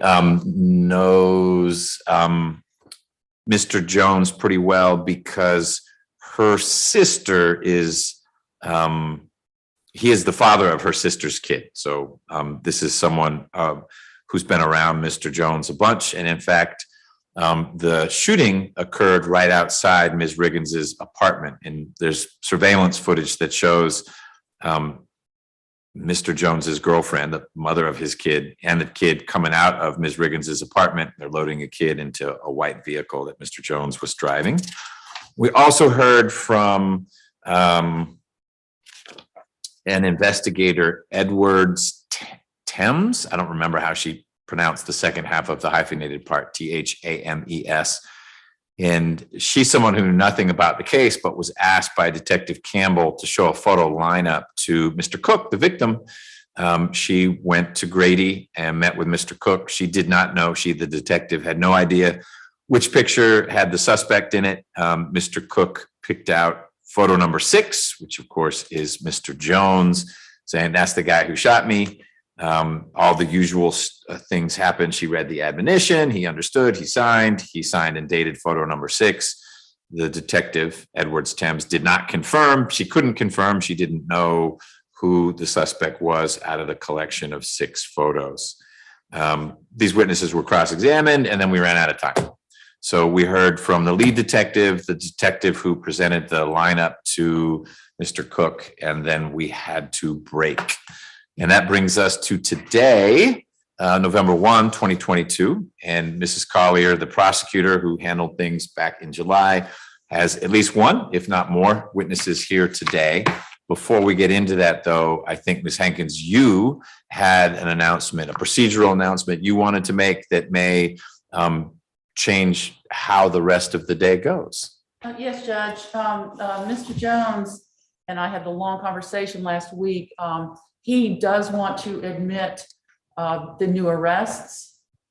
He does not want to deny the new arrests because the case is currently pending, and I don't represent him in the new case. He is not able to admit the factual assertions related to the charges today, but he certainly does not want to claim that he was not arrested. Does a colleague of yours represent Mr. Jones and Judge Adams, or has he hired an attorney? Yes, Anthony Pete. Okay, a colleague of yours. Okay. Is it your understanding, Ms. Hankins, that admitting to an arrest that constitutes a violation that is of the same gravity or category as admitting to the conduct, meaning it's not a technical? Right. Okay, because Right. I could see why the state would say that's fascinating, but we're not interested in keeping things within a 1-year band for a technical violation. You wouldn't be arguing, well, all we did was admit to an arrest. So Judge, you are limited in terms of the scope of the revocation. No, Judge, we're not arguing that. Okay. All right. Mrs. Collier, in light of, before I turn to the state, Mr. Jones, do you understand what Ms. Hankins has just said on your behalf? Yes, Your Honor. Okay. Any questions about what she said? No, Your Honor. Okay. Mrs. Collier, tell me how you'd like to proceed. Well, Your Honor, one thing that the state would like to present, and we do have Officer Wortham, who is literally the first witness that we were going to call, that would admit into evidence State's Exhibit number 5 through 13, which would be photos of the defendant's injuries. And this was one thing that we wanted to make sure. Oh, if I'm remembering, you tried to get it in through a witness before, and Ms. Hankins, did you handle the hearing before? Okay, Ms. Hankins was able to demonstrate that whether it was Edwards Thames or Campbell, like I didn't see him at the hospital. And so Wortham would have been the officer who was in the emergency room at the time the injuries were visible. I guess by the time Edwards Thames got there, Mr. Cook was cleaned up and covered up. So she would have seen him maybe in the little nightgown and with a sheet over him. Right, and Campbell, which would have been that lead investigator, the same. This particular officer, Wortham, who was on the call, she was the person who saw him in this particular posture and would be able to testify that it is a fair and accurate representation of what she observed when she came to the hospital. And if the defense will stipulate to these particular photos coming in, this defense, they have copies of them, they have been served with everything, but I can provide the defense with another copy of them so that she will see what we are trying to show in your honor as it relates to the extent of the victim's needs. Okay, and then you wouldn't need to call the witness and we could shift to what should the consequences be of this admitted violation, which is not the underlying conduct, but admitting to being arrested for these things, coupled with the evidence I've already heard. I don't unremember that. There was one other witness that we also were going to call that would be able to show that our victim, Mr. Cook, did not, nor did he ever possess a handgun. Okay, And so that would be another witness who would have seen the argument, would have seen the shooting, and would have seen that a handgun was not possessed by the victim in this case, which is Mr. Thomas Cook. okay, So that will be one witness that we also would not have to call. okay. Who would have been in a position? I'm just trying to think through from my recollection of the evidence. Is that Ms. Wiggins who'd be able to say that? Or you don't need to point her out, but that's just, Ms. Wiggins is in a position to say, look, I saw it. Cook did not have a gun. Jones did have a gun. Yes, and I Okay. just wanted you to know we had a posture to go forward with that. Okay.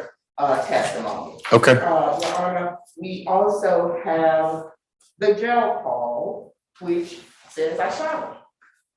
We will not have to call, these are all things it sounds like Attorney Pete and Mr. Jones will be working through because it's part of ultimately the discovery in this case. that is correct, Your Honor, and it is in a posture where it has been turned over, including the jail call. Okay. But I wanted, With whom was Mr. Jones speaking on the jail call, if you know?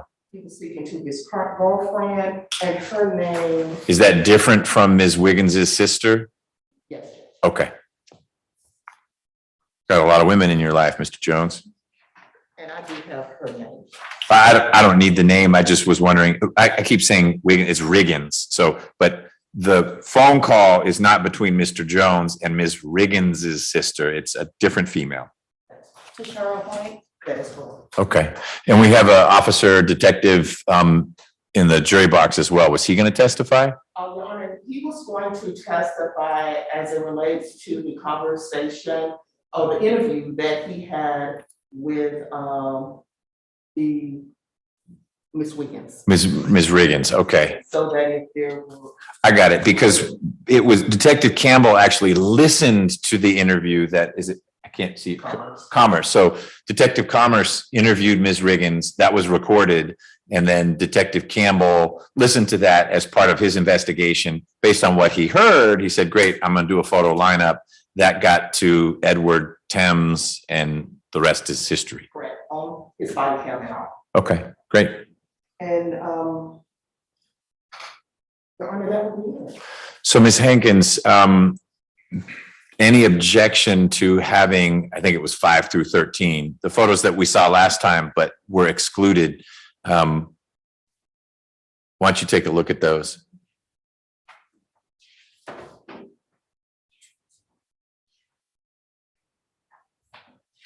And I can just provide a copy to another copy.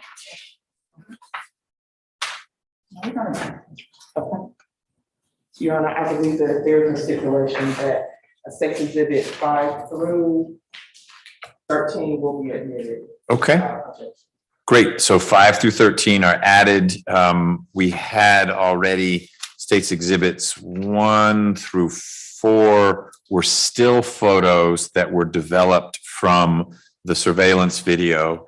And we had 14 through, I think 17, don't hold me to that. And those were certified copies of convictions. Oh, no, 14 was the photo lineup and admonition. And then get through picture 6. 15 was the 15 through 18 or more was the convictions. 15 through 19 that would be the conviction. Okay, great. All right. Well, Mr. Jones, given your admission made through your lawyer that you were arrested for the charges that have resulted in the indictment you have in front of Judge Adams, I find that you, by a preponderance of the evidence, coupled with the evidence I heard in July of this year, July 22, I find by a preponderance of the evidence that you violated the terms and conditions of your probation, one of which, if not the most important, a very important one, is that you not commit any further violations of the law. So with that finding, I'm going to start with Mrs. Collier or your colleague to see what the state recommends ought to happen. And why don't we? Officer Evans has joined us. Thank you, Officer Evans, for joining us. How much time remains for Mr. Jones? He has 5 open cases. I think they were all sentenced. I sentenced him. You sentenced him. Not on all of them? To 3 of them. Newkirk sentenced him to 2 of them. Okay. And Randall concurred with your sentence and a DeKalb County sentence. All 6 ran together. 6, okay. You handled the revocation on all 5. Okay, the Fulton case is not the DeKalb case. That is correct. Got it.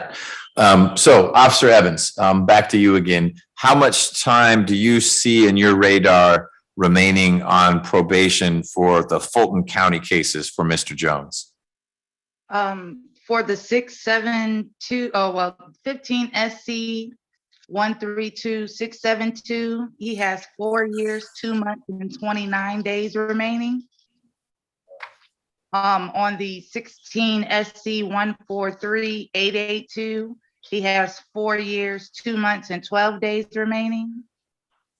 On the 16 SC 144721, he has 4 years, 2 months, and 12 days remaining. On his 15 SC 134319, 4 years, 2 months, and 30 days. And on the 15 SC 134320, 4 years, 2 months, and 29 days, Your Honor. All right, I won't ask you to explain why they're not all the same. Maybe the 12-day ones were the Newkirk ones. But anyway, thank you for that. We're dealing with about 4.25 years. All right, Mrs. Collier.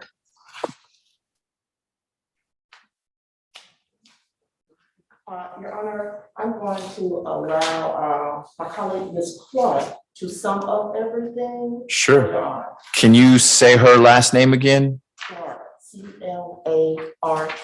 Clark, like Clark Atlanta. Okay. And it would be great if you're going to be at the podium if you take your, thank you, take the mask off. That'd be fantastic. All right, Ms. Clark.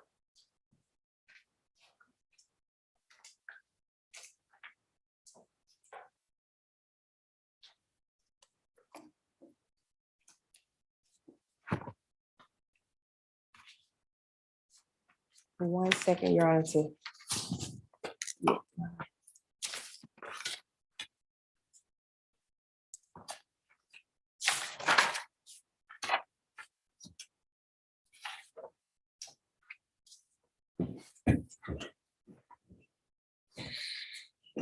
Good afternoon, Your Honor. The state has met its burden in this case by preponderance of the evidence, and we're asking that this court revoke the remaining balance for the defendant in the cases that 15 SC 132672. You don't have to read all the numbers. There are a lot of them. And the defendant in this case was released from incarceration August 9, 2021. In less than 7 months later, he reoffended in March 5th, 2022. What had Mr. Jones been in custody for? You said he was out for about 7 months and then this situation happened. Yes, Your Honor. Was it another revocation or the DeKalb case, or if you know? Well, so what happened, I guess let me back. May 25th, 2016, the defendant violated his probation when he, for drug court. And so he was had to do 5 years for that. So when he came out, he was serving the 5 years from the revocation. Okay. Okay. And when he was released from Department of Corrections custody, less than 7 months after that, he reoffended. He violated his probation by committing new offenses. As the indictment 22 SC 184501, the defendant has been charged with aggravated assault with a deadly weapon, aggravated battery, possession of a firearm during commission of certain felonies, and possession of a firearm by convicted felon.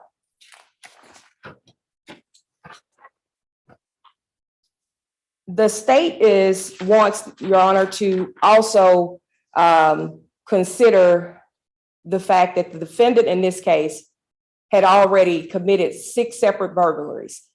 He had committed 5 in Fulton County, 1 in DeKalb County. And once he is allowed to be released from custody, a little over 6 months, the evidence has shown that he found it reasonable to take a gun and shoot into the direction of the victim in this case. But also, Your Honor, the surveillance footage that was admitted showed that there was a child that was walking down the sidewalk. The defendant in this case, a child of his, presuming it was his child, was placed into the car, and his significant other was placed into the car. However, he didn't get in the car and drive away. Instead, he got out of the car and took the gun and walked back to the apartment complex and shot the victim in this case. He shot him 3 times, but there were a total of 6 bullets. We also want the court to be aware that a bullet has no name. And in this particular case, Alexis Riggins told Investigator Commerce that her son was actually in the apartment at the time. Her son is of tender age. And so injuries that the victim was injured, but also, Your Honor, considering this, it was a reckless attempt. We have video footage that shows what the defendant did. We have provided you with the certified convictions from, one moment.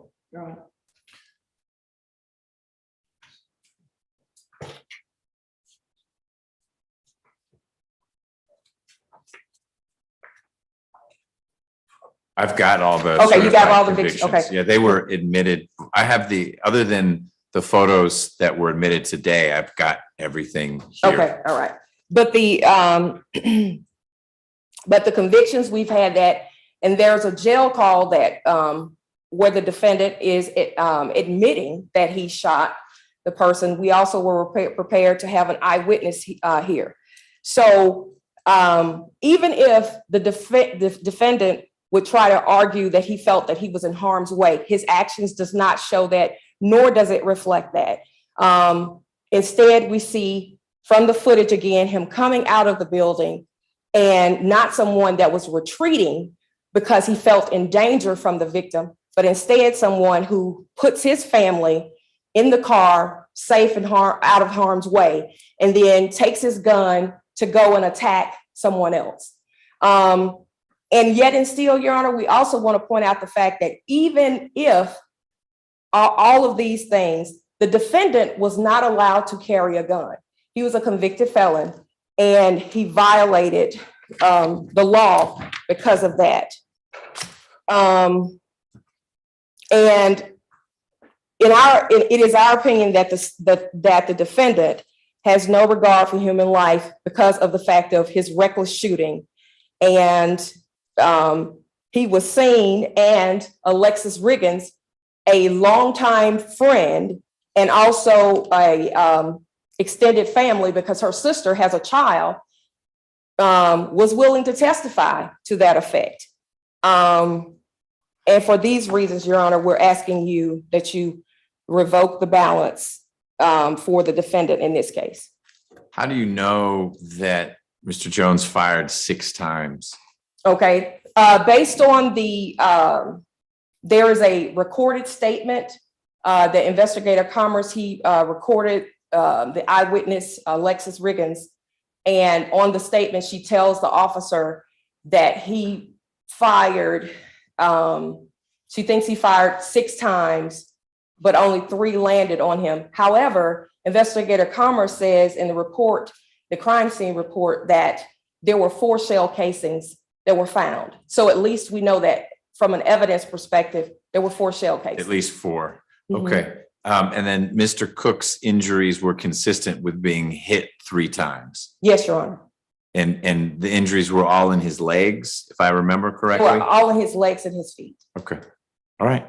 And any idea what the issue was between Mr. Cook and Mr. Jones? Based off of the recorded statement from Ms. Riggins, the defendant believed a rumor that the victim in this case wanted to rob him. The state cannot speak to whether that is true or not. Okay, but this is what, if I listen to Ms. Riggins' statement to Investigator Commerce, that is what she shared with him. Yes, Your Honor. Okay, got it. Thank you so much. Thank you. Thank you for your time. You're welcome. Ms. Hankins. Thank you, Your Honor. Mr. Jones. Oh, yes, ma'am. Thank you. Mr. Jones, as you heard, had several convictions in the 2015 to 2016 range. He was a lot younger than. They are all burglaries. None of them were violent.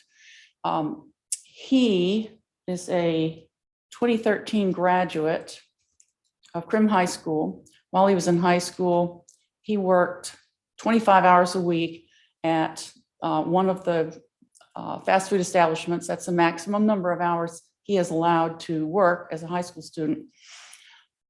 He went and did some time in prison, and as I think should be obvious that he had turned his life around. He was supporting a child. He did have a conversation, and in fact, he was there picking up the child and the child's mother, and believed imperfectly that he had a self-defense defense. He believed that the alleged victim had threatened him, had threatened to rob him, and he presumed that this person had a gun, which is not unreasonable. I think the state, you would hear the state arguing all the time that if someone's going to rob someone, we presume they have a gun. He did have a conversation with his current girlfriend. He felt that he needed to explain to her, and he didn't try to deny anything to her. He said he had a gun. He said he had shot. He owed her an explanation for why he was out transporting some other woman and child around. But he got out of prison this past time, and he was changed. He was working 3 separate jobs. He had his own apartment. Let me see, I can tell you where he was working. He bought a car. He was working at Bold Catering, which ends in an E. Also working in concrete for Kind Sir Concrete Coring Holes. Also working at a UPS facility where he would transport packages from the main warehouse in a truck up to the truck where they're then loaded for subsequent delivery. He was incorrect that the law would permit him to shoot an unarmed person. However, he believed he was armed. And I think it's very telling here, Judge, where were the shots? Where were the wounds? Below the knee. Maybe one in the lower leg and the calf, and I guess a couple others in the feet. If he was trying to do something other than defend himself, they could have been a lot worse. The alleged victim might not be here today. And in fact, I do point out that the alleged victim has never testified in this matter. Of course, the record states what the facts are, but I believe in the last hearing, the state represented that he was not available due to another custody that he was involved with. So I would ask the court to consider those things. Mr. Jones has been locked up since a couple weeks after this incident. I suggest to the court that whatever the court is considering doing, that first we would recommend to the court that he be given time served. And if the court is not inclined to do that, if the court is inclined to revoke more time than that, we would certainly ask that you commute it to the time already served. He will face these charges. He was to have had arraignment this morning, but because he was already here, were you at the jail this morning? Yes, ma'am. All right. Apparently they continued the arraignment based on this hearing this afternoon. All right, I saw it on the count. I figured he was going to get 2 for 1 and then he'd start out this morning with Judge Adams and end up here this afternoon. I don't get that, but I'm confident she will move that case along. Yes, Judge. So thank you. You're very welcome. Please do give him, Your Honor, credit for having come to court and admitted this today. And please give him credit for not testifying untruthfully. All right. Mr. Jones, anything you want to add or you are comfortable with what Ms. Hankins said? Off the record or on the record? Well, we're on the record and there are prosecutors in the room. So anything you say could be used against you. It's just a chance for you if there's something you want to add. You don't have to say anything at all, but you're well, before you say it, the microphone is off now, but just so. All right. We did that because you have pen terms? I'm sorry. I won't say anything. Okay. All right. That's fine. You're not required to, but I need to give you that chance. You may have wanted to add, well, this other thing and this and that, but you don't have to add anything right now. Mr. Jones, you and I go back further than anyone else in this court. I remember when I took your plea, it was, we're coming up on the anniversary of it. It was many years ago, but Leadership Atlanta was here. There were a bunch of folks who learned about your situation. And we talked about your situation after I sentenced you. Also in the courtroom were Atlanta police officers who run the repeat offender unit. And they were anxious to see that something pretty serious happened because you had all these burglaries. And they shared with me afterwards that they were not very impressed that I was giving you a chance to do drug court.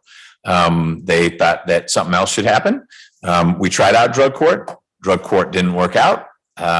You were revoked then. You got out and you wound up in a situation with a gun, which you shouldn't have had, a gun you discharged, which you shouldn't have done, a gun which you discharged when there were kids around. And if those officers were still in here, they'd probably be saying, I told you so. They wouldn't be right because these are not directly connected. And I stand by the decision I made those many years ago to see if drug court would work out for you. It didn't. I'm not always right. No one is. But the data points add up. And I don't know when you're going to figure out a safer way to go through life. But we are blessed, most of all, that Mr. Cook is still with us. I appreciate Ms. Hankins' point that either you've got real bad aim or you were shooting at him to keep him away, so he got hit in the leg. But I've had plenty of murder cases where someone's hit in the leg and they bleed out because you don't have a remote control on those bullets. And if they hit the wrong artery or vein or whatnot, or you hit him and he falls and hits his head and he dies. And then we're talking about murder and the options are life or life without parole. And that's not good for anyone. It's not good for your little boy or girl, the women in your life, your family. And I know you've had family support in the past.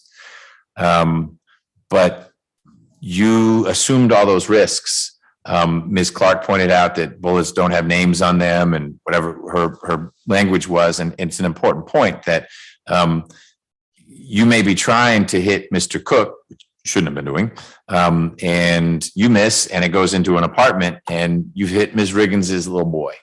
And that's a tragedy. Then you're going to prison for the rest of your life.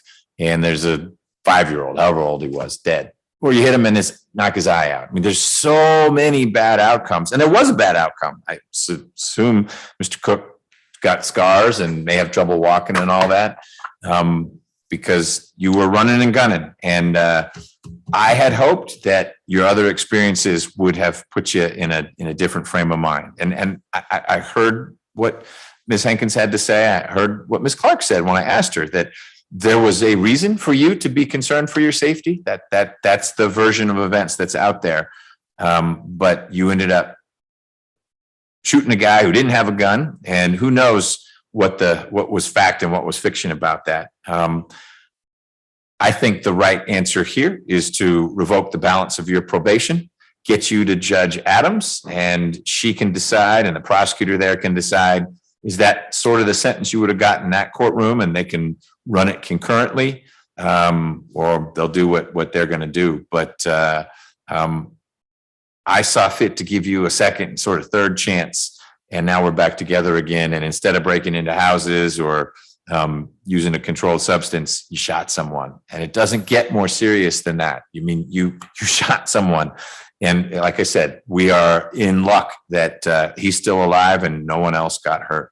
But you're going to need to handle things in a different way going forward. Ms. Clark, anything you want to add?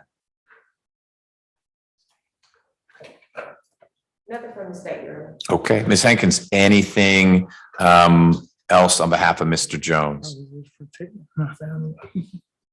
Judge, he just wants the court to know that in his mind, he was just protecting his family. And I think the state told you that his daughter had just been there recently on the sidewalk, but she was in the car. Understood. I tried to articulate that. Maybe I didn't make it clear. I understand that an explanation for you pulling out a gun and firing at least 4 shots in the direction of an apartment that had a kid in it was that you were trying to protect your family from a guy who, by all accounts, didn't have a gun. That is your take on what happened. It is also a situation where you pulled out a gun and shot someone 3 times, and you don't just get to walk away from that. It's not the Wild West. So these actions have consequences. And my point was they follow on the heels of you getting an opportunity to show the world you were going in a different direction after you had, it's actually more burglaries than you counted, because one of the indictments had 3 burglaries in it, or 2 plus an attempt. The others were single burglaries. And that didn't work out. But it's not for want of trying. People have given you some opportunities to have things work out a different way. But I learned you've had some challenges in your life. Life hasn't been real easy for you. This is not Judge McBurney saying, hey, you were born into a phenomenal family and had an opportunity to go to college and you squandered that. That is not the point I'm making. I'm simply observing that we've progressed from burglary to shooting a guy 3 times. And to think that you're going to walk away from that and no harm, no foul, that's just not how it's playing out. So I've said enough. I will make sure Judge Adams knows that your indicted case is ready for her.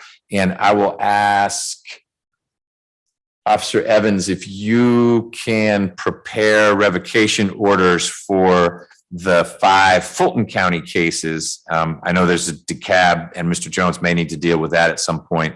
I will sign those when you get them my way. Yes, Your Honor. And did I hear that we were revoking the balance? Yes, ma'am, on all 5. They'll run concurrently with each other. Okay, thank you, Your Honor. All right, thank you.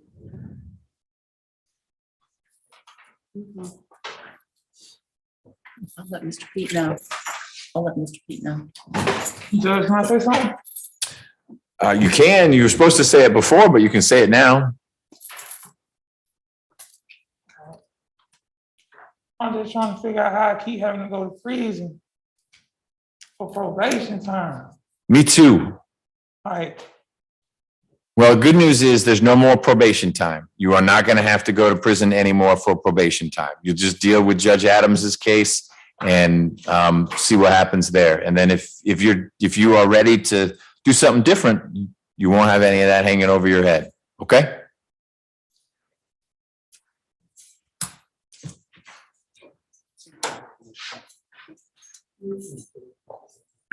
So Officer Wortham was on the Zoom. Is that how he or she was going to testify? All right. Thank you, Officer Wortham, for being here. Investigator, thank you for being here. I can't excuse you, the DA can, but I'm done. So if they give you the high sign, you're good to go. Thank you, Judge. Thank you. Yep. Thank you, officer. Thank you. Thank you, Your Honor. You bet.